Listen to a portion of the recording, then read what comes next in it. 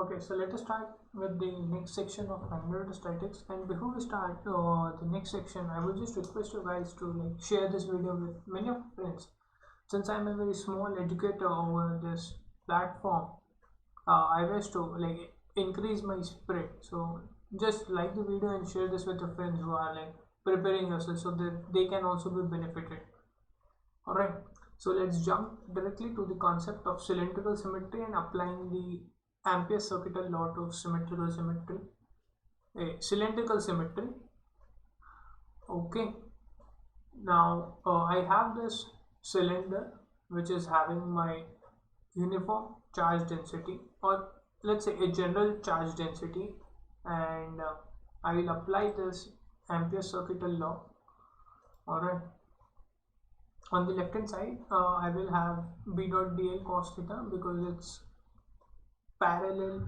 This L is parallel to the magnetic field.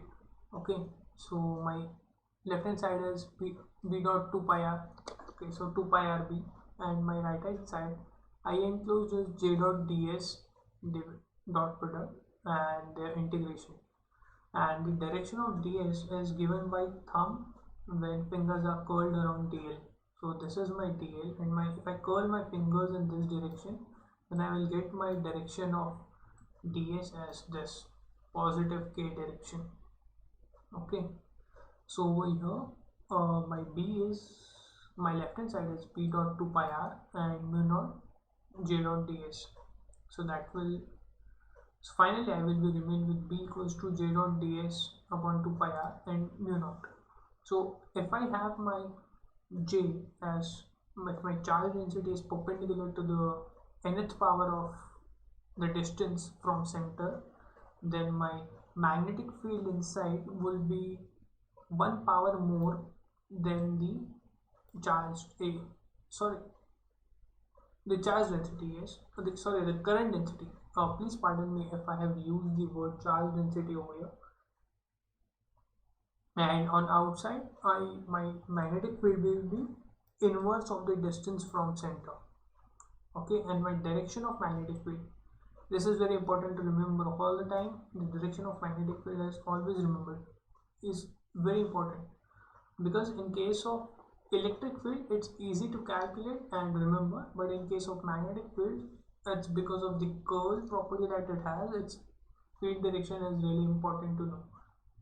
Alright, and if my j is uniform in this formula, then my magnetic field inside will be mu naught jr up by 2, and my magnetic field outside is mu naught jr square by 2 r. And the formula will or the graphical representation is this. If you don't remember these two terms, so you can calculate from the graph that for initial it is proportional to distance, and for the rest of the part it's decreasing with power 1 by r. Alright, now we'll move on to a special case, and please pardon me, in the further pages there will be some blurriness in the figures and equation, but I will dictate it to you, so no worries on that side. Okay, so let's say if my current density on the left hand side is positive, my current density on the right hand side is negative, and in this small region, okay, sorry,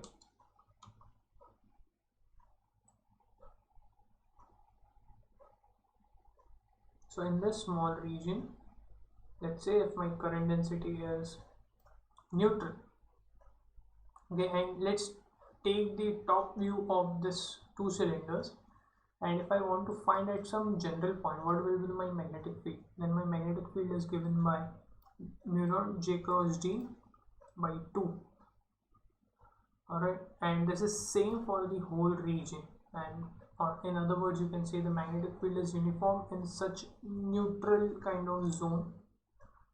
Alright, I hope this is one important thing. This is the second graph is the important thing, and the third is the general formula for the cylindrical is important, and the Gaussian form or whatever you say for the enclosed surface, enclosed curve. in case of magnetic field. Now we'll come to planar symmetry. Okay, for planar, one thing we need to always have, that for planar we need to have the infinite surface. Alright, and in planar my magnetic field is defined by mu naught k bar cross n cap upon 2. Over here my n cap is normal to the sheet like around which my magnetic field is to be calculated. Okay, so let's say this is my sheet. I will draw it in 2D for you. So this is my sheet and my current is going in this direction. Okay, so these are my direction of current, and I have represented this over here by this black, and my cross is representing my current is going inside. Okay, and my n cap are the directions perpendicular to this sheet. Okay, and now my magnetic field B, which is given by this magnitude over this, is, you will calculate it by the right hand thumb rule. Like, keep your fingers first on n cap and then move your fingers toward the sheet. Oh sorry, I said it the other way around. Keep your fingers on the sheet and then move it towards the n cap. Then you will find the magnetic field coming towards the right side, and in case of down the sheet, it's going on the left side. Alright, now I will extend this single sheet case to double sheet case. Okay, and over here, so I have two sheets perpendicular to the plane of paper, and my surface current density is going inside, and my magnetic field above will be mu naught k by 2 plus mu naught k by 2, and it is the contribution because of both. So my total will be mu naught k, and down it will be mu naught k, and in between it will be in the neutral zone for magnetic field. So one important thing to remember. And in the other prospect, if my, okay, let's say if over here I have shown that my both of the surface current densities are going inside, and in this case my surface current density is, one is going inside and one is coming out. My field lines will be accordingly as shown in this figure on the right hand side, and my magnetic field will reduce to 0 on the far edges, and on the middle side it will be mu naught k. So this is like the complement of what we studied in this case. Okay, finally we have, until now we studied only thin sheets. We did not study the thick sheets. This is similar or analogical to the problem in electrostatics that we see. Okay, over here my inside my magnetic field is proportional to the distance from center, and on outside it's mu naught JD. Again, I would just ask you to remember this graph. It's important rather than remembering these formulae. Okay, now let's come to solenoidal symmetry. So at any point inside this long solenoid, my magnetic field is given by mu naught Ni, and outside my magnetic field is 0.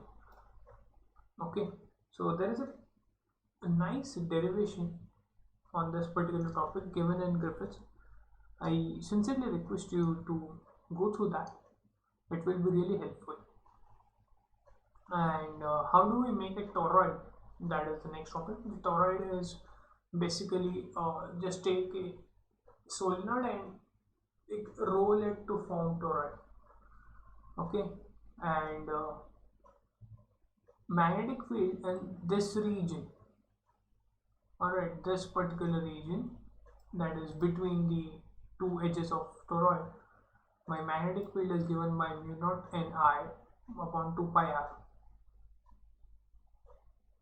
And since we have not talked about the geometry of toroid, so what I am saying that my toroid can be of, like, what we usually see of solenoid, it's a circular shape, and that is like taken taken around this circular form.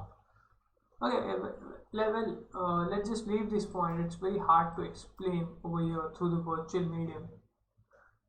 Okay, let's move on to the next topic, that is the vector potential. And vector potential inside and outside the long solenoid are given by these two formulae, and in the Cartesian plane it's given by this formula. And some important points about the vector potential is in a uniform magnetic field, one of the possible choice to take the vector potential is half B cross R bar. Okay. This vector potential is similar to the potential that we see for magnetic field, or let's say work energy theorem in work energy concept or the work done, and this is not uniquely defined. Okay, so I think somewhere in MSc you will study about the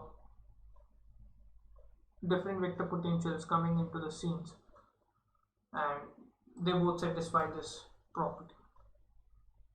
Okay, and I remember in one of the exam, I guess it was in JEST, the question was asked from this point.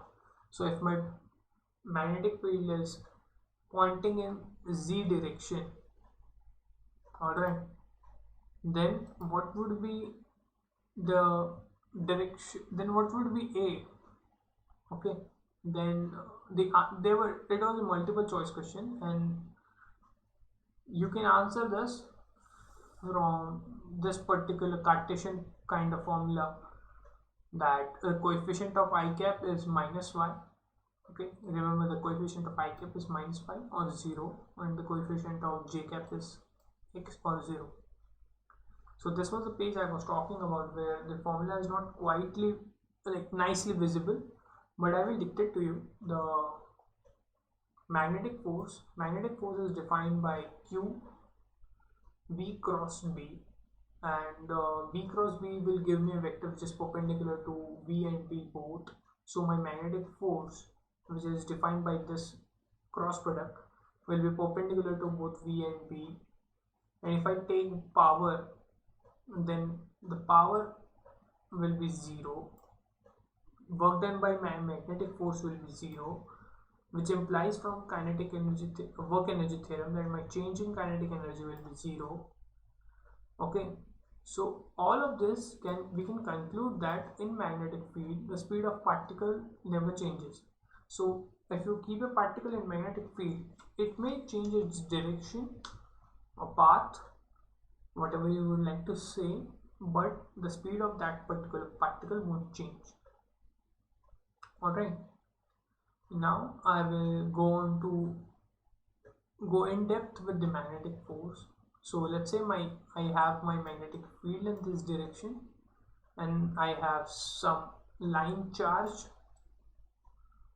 having charge I. Okay, then my magnetic force will be integration of I into dl cross B. So this is a general formula, but I want you to remember this particular formula. Okay, so if my magnetic field given is uniform, then my magnetic force is given by I into L cross B. So where how this dl changes to L bar. So let's say I have this line charge over which my current is I, and my magnetic field is uniform. Since it's uniform, it will come out of integration, and my dl will integrate from 0 to L bar, and I don't have to integrate on each particular point, or I would not have to worry about the geometry in my line, what my line charge is. So I will just integrate from final point to last point. I will just take this vector L bar and I will put it over here to get my magnetic force. Alright. Now what will happen if my line charge, or if my line current, please pardon me, I usually resemble the magnetostatics and electrostatics. I have studied them analogically, so I sometimes say line charge, but what I usually meant is, or mean at those times, is my current. Okay, so when the current is like in a closed loop, then my magnetic force in that loop, like on that loop, will be zero. So that's what I have written in the closed current carrying loop is when it's placed in the uniform magnetic field, then the force on that loop is zero. Alright. Now comes one of the important formulae of this chapter, that is the magnetic force per unit length between two parallel wires. Okay, so what I want to say that there are two infinite current carrying wires. What will be the magnetic force per unit length because of wire 1 on wire 2, or because of wire 2 on wire 1. So over here we will calculate the force on wire 2 due to 1. So I will have my I2 dl cross B, and finally I will reach to a formula which you can go through the derivation in the standard textbook, that is mu naught I1 I2 into minus I cap. So the force will be in this direction upon 2 pi d. Okay, now since we have talked about the magnetic force, let's come to the magnetic torque or torque on the wire, on the current carrying wire. So let's say I have my current carrying wire in the magnetic field which is going inside the paper, and the differential form of torque is given by this.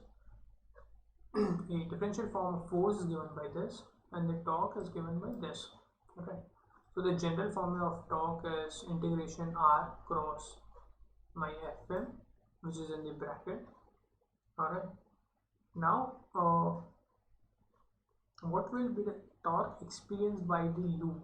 So this is not something really important as in the exam, rather this particular concept is important, torque on the loop. So my torque on the loop is defined by integration of I ds cross B. Alright, and if my B is uniform, then we'll come out of integration and my S will integrate to S bar. So that's the whole aspect of torque on loop. And finally, this is one important point which will be useful for JEST, that is the magnetic moment of current loop. And the magnetic moment is defined as the small m is defined as I into the vectorial form of surface. Okay, now the gyromagnetic ratio is defined as the ratio of magnetic moment and the length, and that's defined by which is equal to q by 2m. This is important when you are solving some sort of formula involving, I don't know, maybe involving some sort of circular disk or something. Over here this L is, sorry, I have initially defined it as length. It's not length, it's the angular momentum. Alright, this is angular momentum. I hope I have covered most of the points in the magnetostatics, and the next topic, which if you give me some good responses in the comment, then I plan to take the next topic on charges moving in electric and magnetic field. So let me know if you really like this video, then I can plan something new for the next one. And I wish to complete the whole electromagnetic theory and before the JAM, so that you have ample of time to go through this particular notes again and again and just by heart all those formulas, because as we all know that JAM is more or less a knowledge based exam. Alright, thank you.